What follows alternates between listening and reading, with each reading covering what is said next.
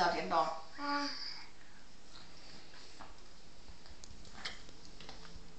Ăn đi thôi, không phải lắc nữa, được rồi.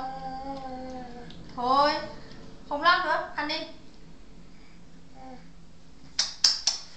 Ăn đi.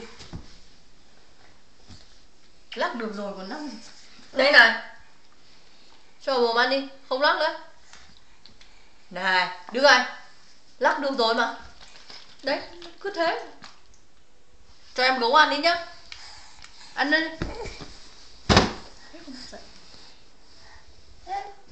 Đấy.